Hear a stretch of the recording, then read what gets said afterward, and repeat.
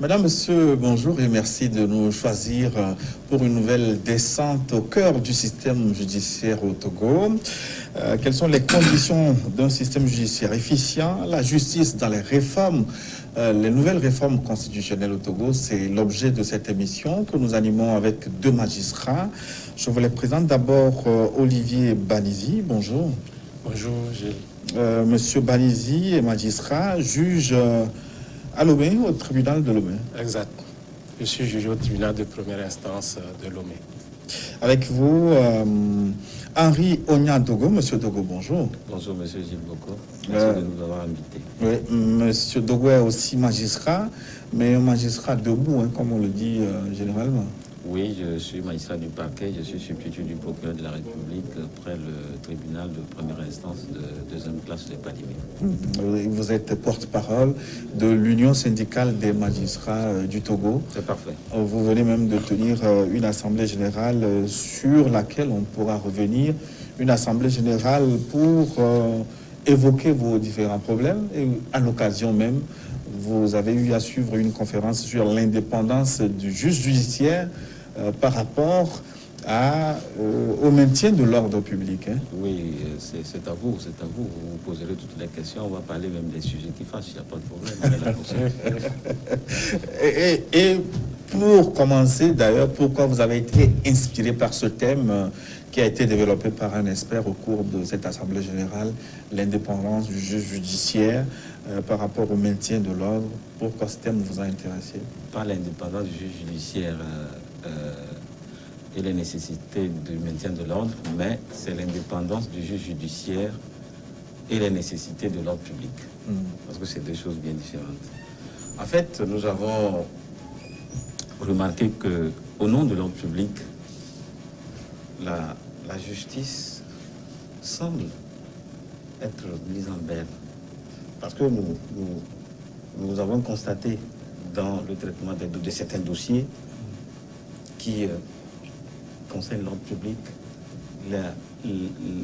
ce concept de l'ordre public semble constituer aujourd'hui une exception à l'indépendance du magistrat. Alors que le juge, vu sa mission constitutionnelle, qui est le garant des libertés, des droits fondamentaux des citoyens, il ne doit avoir aucune exception à son indépendance. Je crois que le pouvoir constituant, en instituant l'indépendance du juge, c'est pour cause. Parce que la mission du juge de juger, la mission d'exercer et comment dirais-je,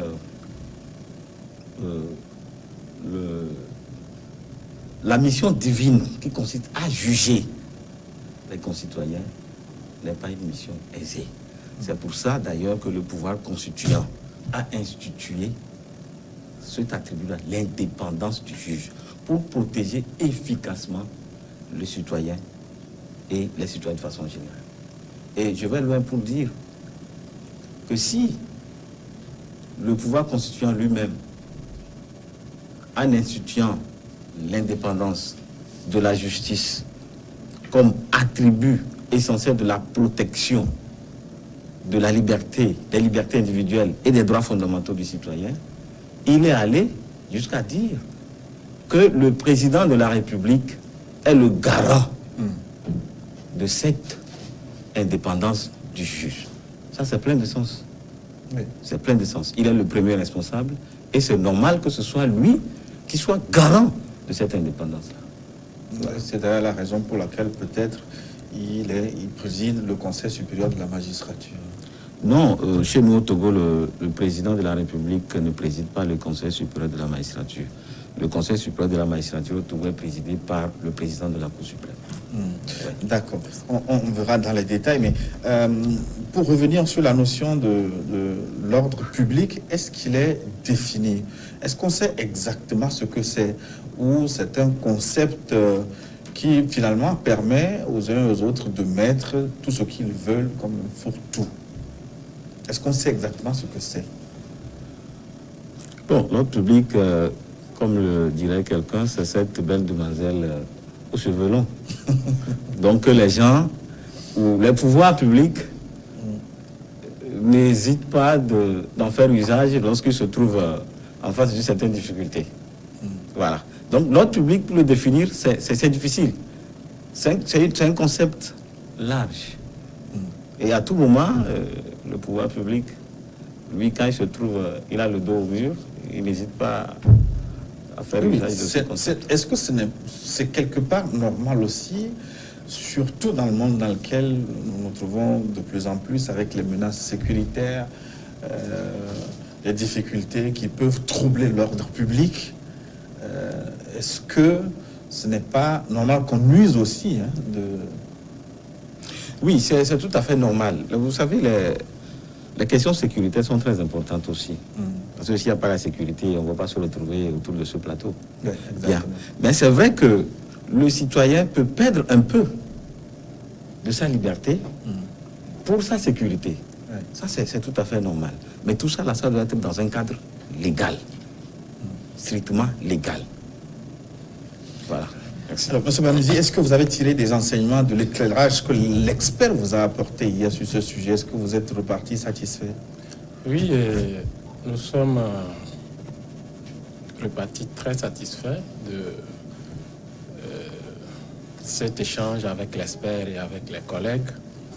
Et il faut dire que le thème, si vous le permettez, est un thème très intéressant parce qu'il faut se rendre à l'évidence que le magistrat est d'abord garant de l'ordre public. Lorsque la loi est violée, la loi a pour objectif de protéger la société dans son ensemble. Donc, lorsque la loi est violée, il appartient au juge de prendre des dispositions pour que de tels comportements ne se répètent pas et pour dissuader d'éventuels candidats aux mêmes actes.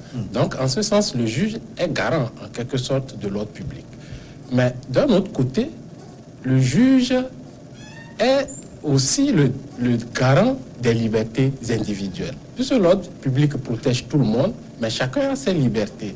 Donc, le juge a cette impérieuse nécessité de concilier les deux notions, ce qui n'est pas toujours un exercice facile, d'où la discussion ou le thème que nous avons eu hier.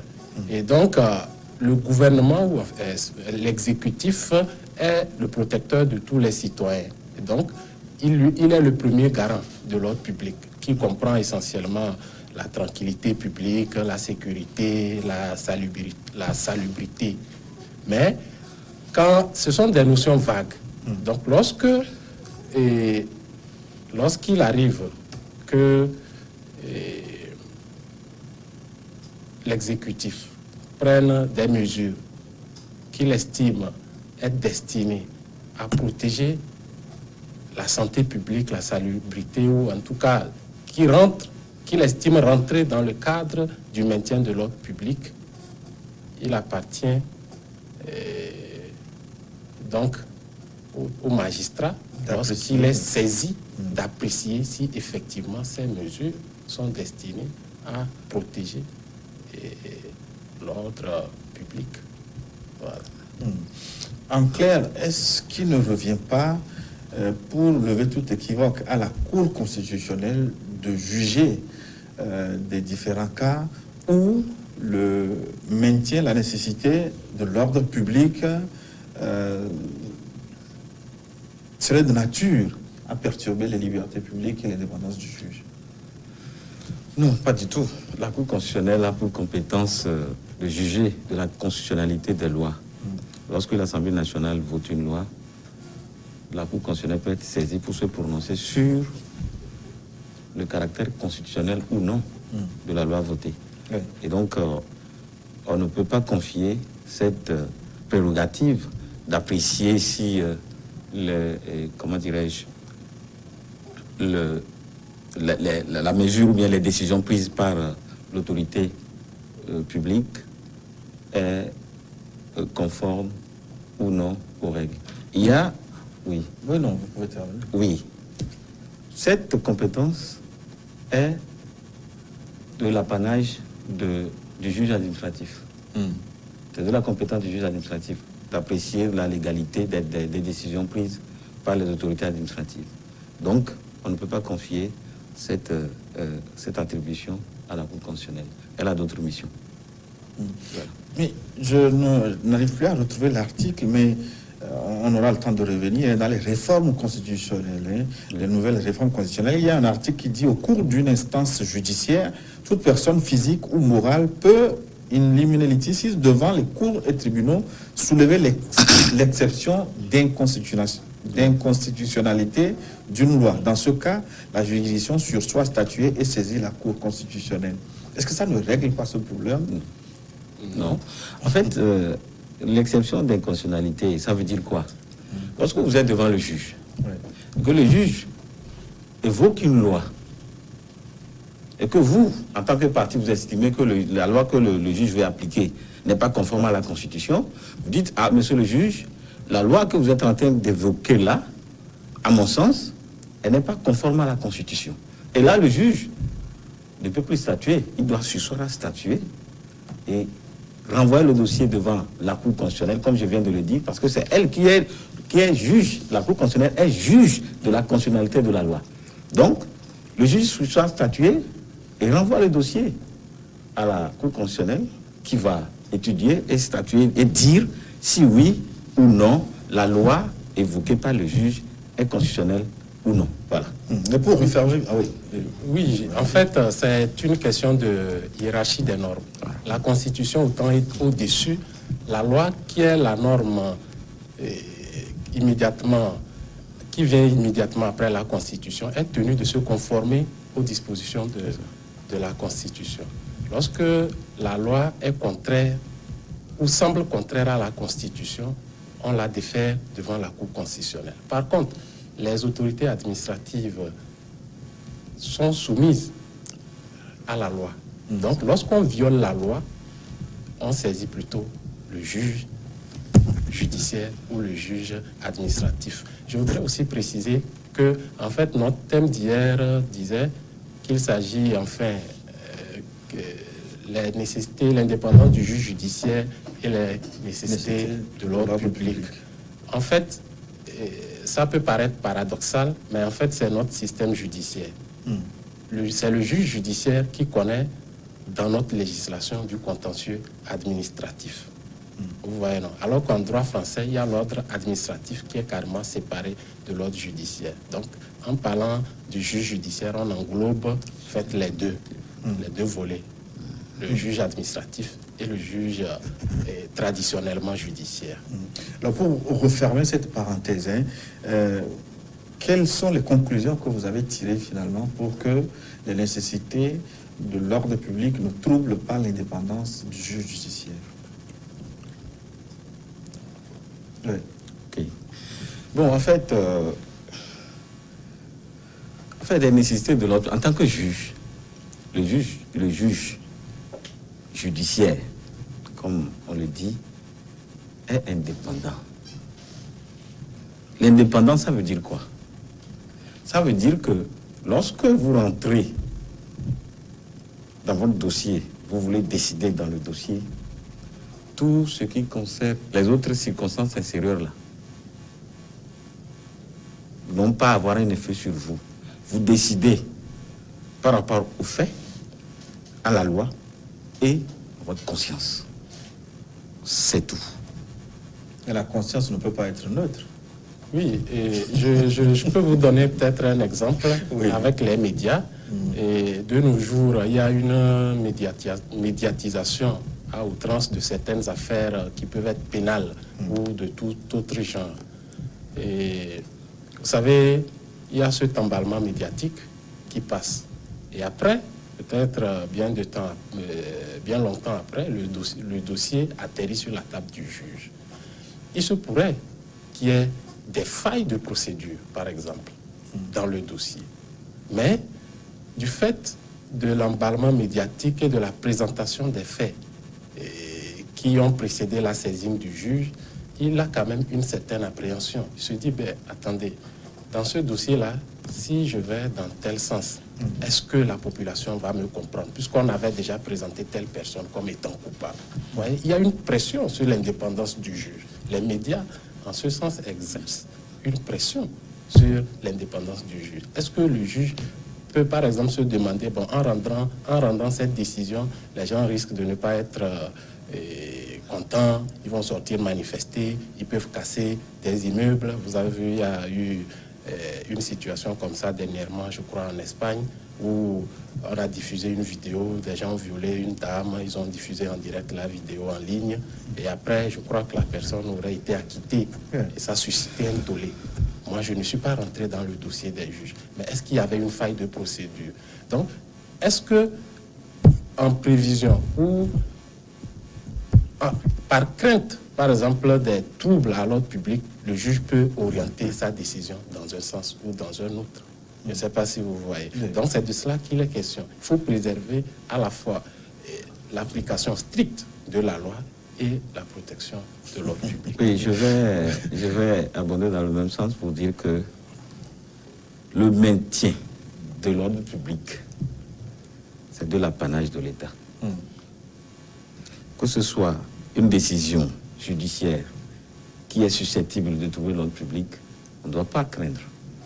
Parce que si l'ordre public est troublé, il faut que l'État prenne les dispositions nécessaires pour que cet ordre-là soit rétabli. Parce que c'est son rôle. Et puis le juge, il ne prend pas une décision à l'air. C'est la loi aussi qui lui a donné cette attribution-là. Et ce qu'il décide, c'est conformément à cette loi. Et donc pourquoi est-ce que une décision conforme à la loi, dont l'exécution peut troubler l'ordre public, peut se retrouver inexécutable? Ça n'a pas de sens. Cela n'a pas de sens.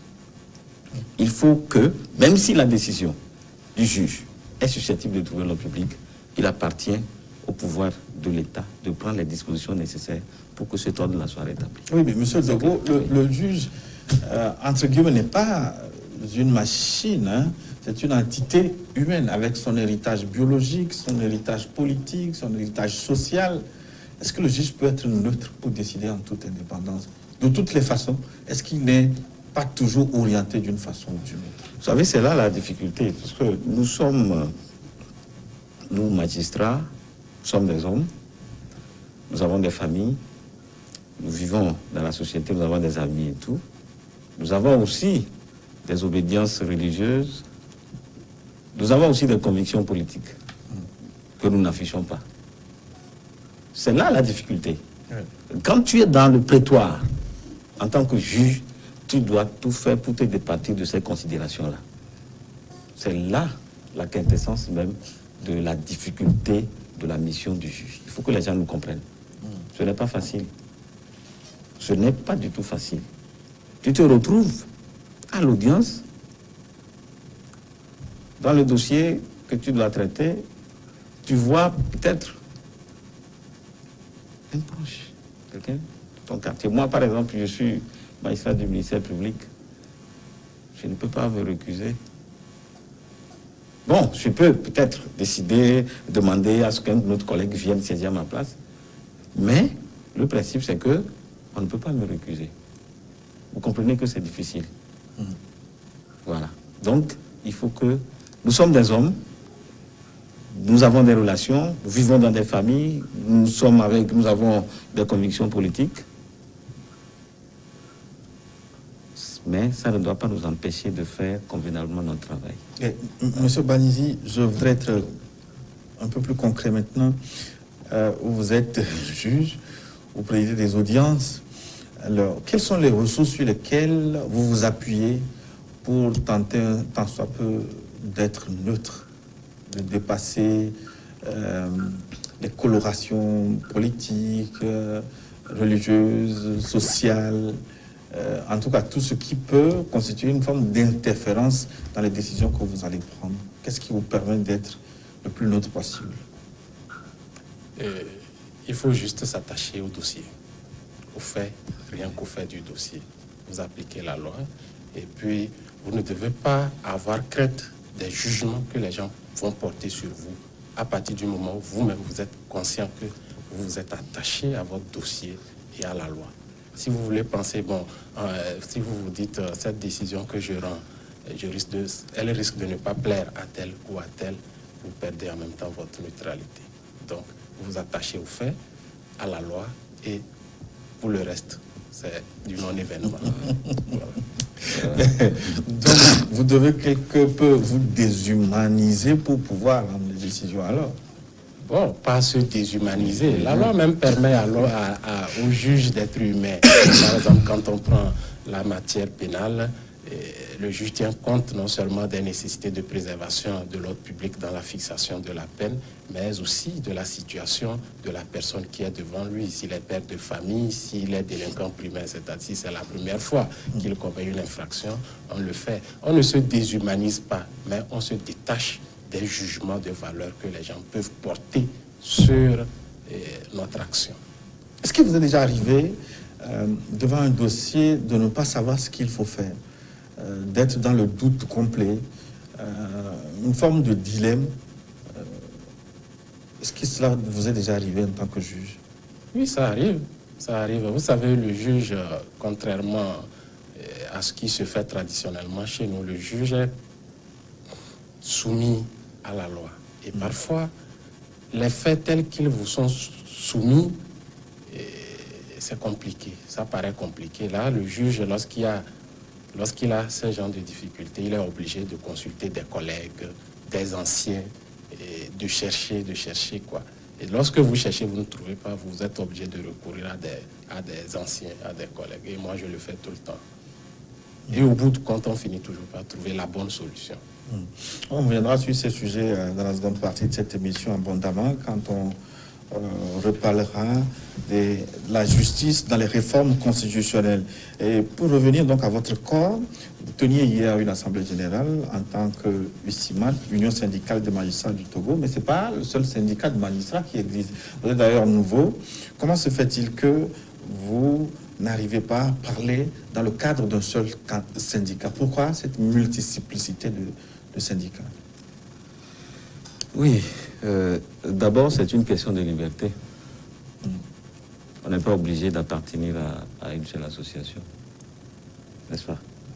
Bien. Et si nous avons eu l'idée de créer l'Union syndicale des magistrats du Togo, c'est d'abord parce que nous avons constaté un certain nombre de choses. Moi, je le dis à titre personnel. Nous avons des problèmes. Et ces problèmes s'entassent. Ça, moi, je le dis toujours. Les problèmes s'entassent chaque jour. Il n'y a personne pour porter ces problèmes-là à l'autorité compétente pour que des solutions puissent être trouvées. Moi, je donne un exemple. Tout dernièrement, nous avions des soucis avec le ministère des Finances qui nous avait, je ne sais pas par erreur ou inadvertance, ils nous ont... C'est des prélèvements. Oui, ce que le gouvernement avait... Ils ont amputé. Oui, le gouvernement avait pris des dispositions pour augmenter un certain nombre de points à tous les fonctionnaires de l'État. Vous savez, nous jouissons d'un statut particulier, mais tout ce qui rentre dans le général, nous en bénéficions également. Et donc, le nouveau statut de la fonction publique a dit clairement, dans l'une de ses dispositions, que les magistrats sont exclus de l'application de son champ, voilà, de son champ d'application. Alors que nous avons un statut spécial. Il se trouve que le spécial dérogeant au général, l'augmentation qui a été faite doit nous bénéficier également. Mais je crois que c'est sur la base de cette mauvaise interprétation de la disposition du statut général de la fonction publique que le ministère des Finances a dû nous couper cette... je ne sais pas comment dirais-je. Voilà. Donc a dû nous exclure du champ d'application de cette générosité du président de la République. Bon, nous avons fait le constat. Nous avons approché des aînés, on a tenté d'expliquer. Il y en a qui comprenaient, d'autres ne comprenaient pas.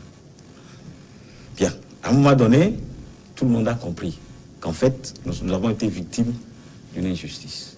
Maintenant, qu'est-ce qu'il faut faire? il faut aller réclamer. Qui devrait le faire?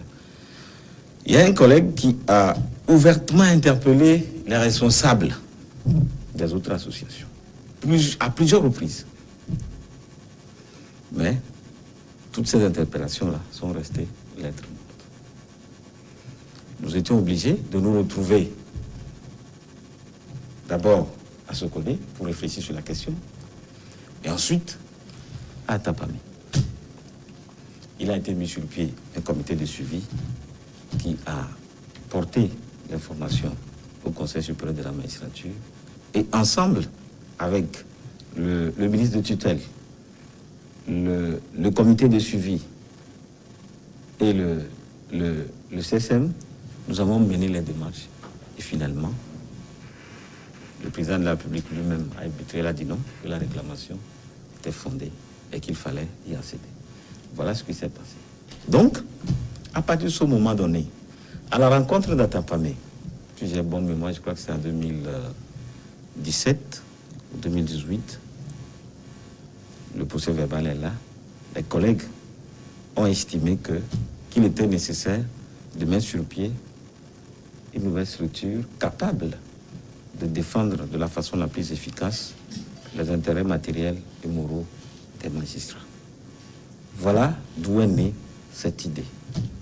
Et quand nous sommes revenus, on a mis sur pied un comité pour réfléchir sur la question de voir dans quelle mesure on va mettre sur pied un syndicat pour le faire. Et moi, j'étais étonné, je vais effleurer la question, j'étais étonné de lire un message sur les réseaux sociaux, le message a été diffusé, un message dans lequel j'ai été pris pour cible, moi personnellement, avec un autre collègue aîné. Oui, que vous tentiez d'instrumentaliser le corps, peut-être à vos fins. Monsieur Boko, s'il vous plaît, regardez bien ma tête. Franchement, regardez-moi très bien et dites-moi si je ressemble à quelqu'un qu'on peut manipuler facilement. Est-ce que ma tête ressemble à un... Je ne pas de répondre à cette question. Moi, j'ai des problèmes. Oui. J'ai des problèmes dans ma corporation. Est-ce que c'est quelqu'un d'autre qui viendra me dire il faut faire ci, il faut faire ça pour que ça marche? Non, c'est pas possible. D'abord, il a été dit dans leur message, le message qui a été diffusé, que moi, je vais au Ghana pour rencontrer X ou Y.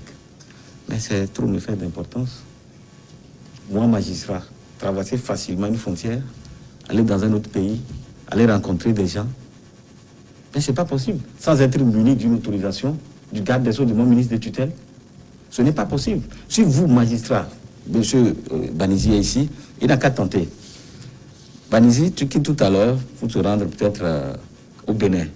Je t'assure qu'à la frontière, sans être muni d'une autorisation du garde des Sceaux, on va te ramener. Les services de police, les services compétents vont vous ramener. C'est comme ça. Voilà. Est-ce que, malgré cette multiplicité de syndicats, vous arrivez à parler d'une seule voix? Est-ce qu'il y a une synergie d'action entre vous? Oui, il y a une synergie d'action. Et comme le collègue Dogo vient de le dire, déjà la liberté d'association est reconnue aux magistrats par le statut universel du juge en son article 12.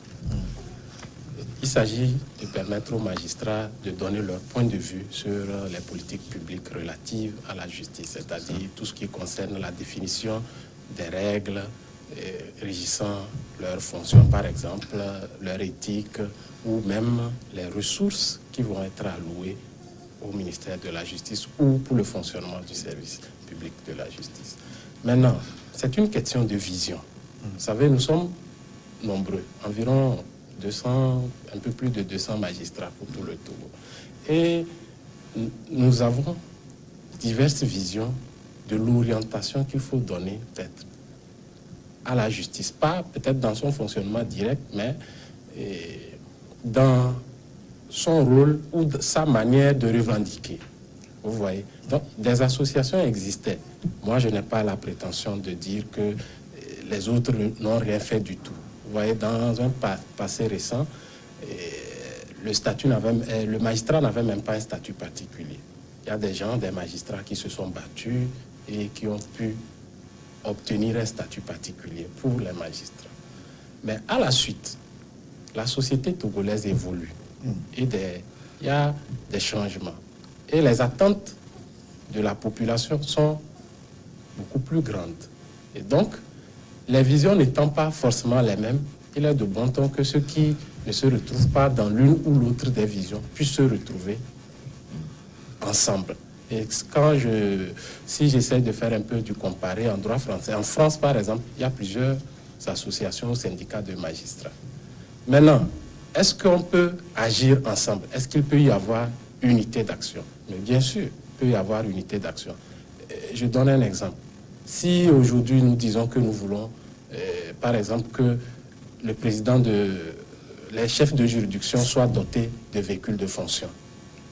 Au moment où, enfin, si la revendication prospère, on ne va pas chercher à voir si les magistrats qui sont chefs de juridiction sont de UCIMAT ou de telle autre association de magistrats, à partir du moment où les actions qui sont menées vont dans l'intérêt des magistrats ou du corps judiciaire. Je crois que l'unité d'action viendra de soi. Et elle est là. Mais je voudrais qu'on aborde un volet que je trouve très important avant la seconde partie, qui sera consacrée aux réformes constitutionnelles et à la justice. À l'Assemblée générale, j'ai eu la chance d'écouter certaines déclarations de votre Assemblée générale, où le président de votre syndicat disait justement, relatait certains mots de la justice. Il a clairement dit que la justice, le fonctionnement de la justice laisse parfois à désirer, et a évoqué les problèmes de lenteur, problèmes de corruption, problèmes de brebis galeuses. Si nous nous appesantissons sur la lenteur de la justice, la lenteur administrative dans le traitement des dossiers, pourquoi la justice togolaise est si lente? La justice togolaise est lente parce que, d'abord, il y a un manque de personnel. Nous ne sommes pas nombreux. Ah bon? Oui. Les magistrats, les greffiers, même le personnel même de la justice. On n'est pas nombreux. Vous voyez, moi je suis du tribunal de Palimé. J'ai mon collègue qui est juge. Je vois chaque jour le travail qu'il a là-bas. Moi, je suis au parquet, c'est un peu relax. Ce n'est pas facile. Il y a du boulot. Parce que moi, mon travail, il est orienté dans un seul sens. Moi, je dirige les officiers de police judiciaire. Je les reçois, ils défèrent les personnes, je prépare les PV, je vais à l'audience et tout. Bien. Mais lui, il est juge des enfants, juge des mineurs. Il va à l'audience de flagrant délit avec moi. Il tient les audiences correctionnelles concernant les mineurs dans son cabinet. Il va aux audiences civiles. Vous voyez? Il remplace le président, il siège aux audiences de référé lorsque le président n'est pas là. Vous voyez? Ce collègue, je le vois tous les jours. Il vient au boulot à 7h30, il quitte à 20h30, voire au-delà, chaque jour. Moi, je rentre souvent avant lui. Quand je rentre, il est toujours le dernier à partir. Vous voyez? Donc, ça veut dire que s'il y avait un autre collègue pour le seconder, il ne souffrirait pas autant. Donc, ça pour dire qu'il y a un manque de magistrats. Ça, c'est à l'intérieur. À Lomé, on n'en parle pas. Le collègue Banizé, là, il va en parler. Franchement, c'est le nombre de magistrats qui pose problème. Il faut en recruter. Et ça, nous l'avons demandé, nous avons adressé un mémorandum au Conseil supérieur de la magistrature. Cette question a été évoquée. Très important de reprendre les recrutements et de les perpétuer. Il ne faut plus arrêter. Parce que le travail est énorme sur le terrain. Monsieur Banizé, bon, en vous voyant jeune et frais, je mets un peu en doute ce que vient de dire M. Togo. Est-ce que vous êtes débordé de travail, effectivement? Nous sommes hyper débordés. Nous sommes hyper débordés et il est vraiment utile que les recrutements suivent.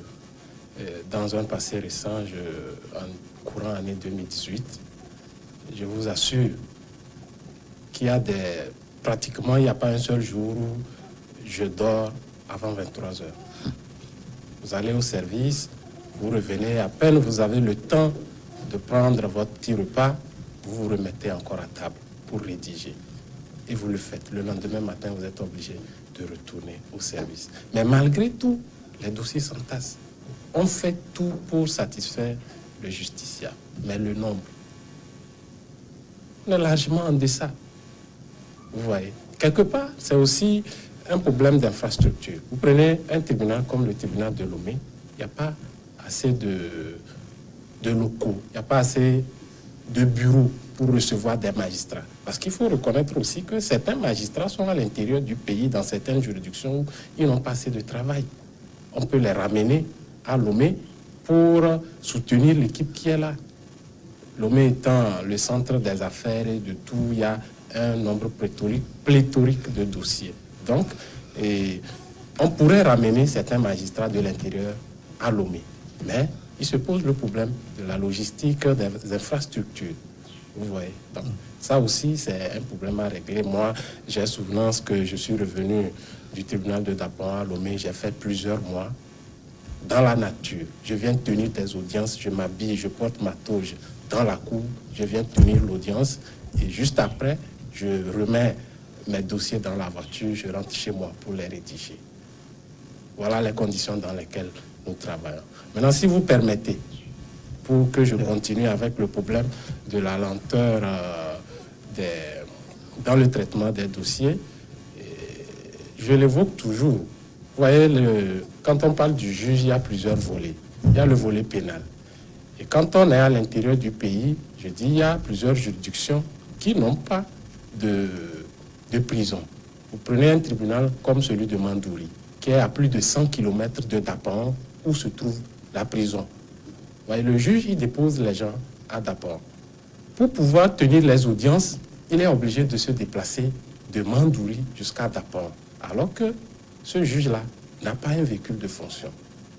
Je ne sais pas, moi je ne suis pas chef de juridiction, je ne connais pas la quantité de carburant qu'on met à sa disposition. D'abord, si on en met, et si on en met, quelle quantité? Il n'a pas de véhicule de fonction. Donc, il ne peut pas. La loi oblige le juge à aller à statuer dans les 72 heures pour les faits simples, les flagrants délits. Mais ce juge-là, devant qui on a déféré des gens, il ne peut pas se déplacer chaque 72 heures de Mandouri à Dapon. Il n'a pas de chauffeur, à supposer même qu'il y ait peut-être un véhicule. Est-ce qu'il peut faire ses navettes tout le temps? Mais au moins qu'on mette déjà un véhicule à la disposition de ce juge-là, cela réduirait considérablement les délais de traitement des dossiers.